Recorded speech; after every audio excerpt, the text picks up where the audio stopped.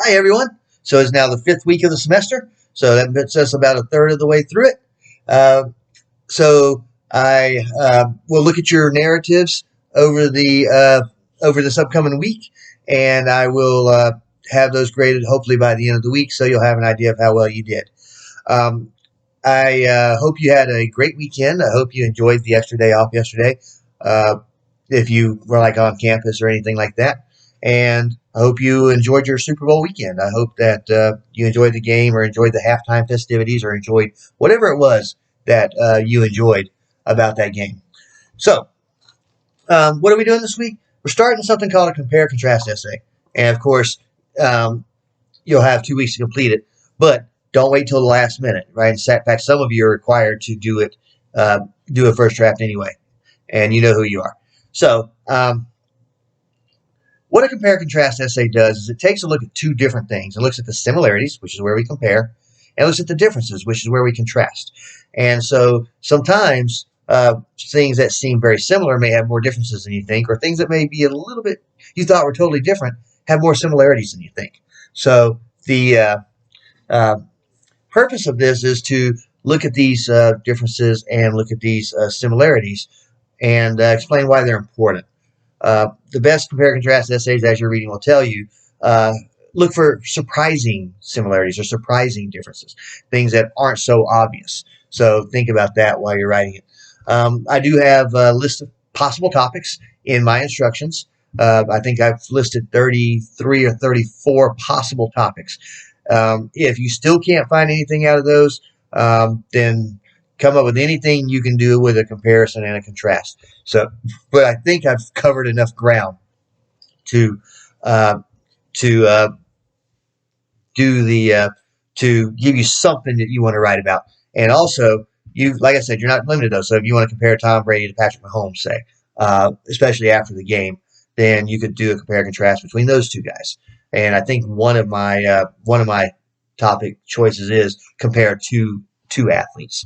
So you could use uh, those two athletes as something you can compare and contrast. All right. I also have a reading for you. So when you read about the compare and contrast essay, you're going to learn that there's two ways to approach it. One is point by point. So point one, here's where they're similar or different. Point two, here's where they're similar or different. Point three, here's where they're similar or different. Or you can do in blocks. So you can take a look at one thing, point one, point two, point three, and then in the next paragraph, the other thing, point one, point two, point three. Whichever way you choose, so like, and this is even tougher sometimes with the blocks. If you go with blocks and you go point one, two, and three, then when you talk about those in the second block for the second thing, one, two, and three should be in the same order that they were in the previous paragraph.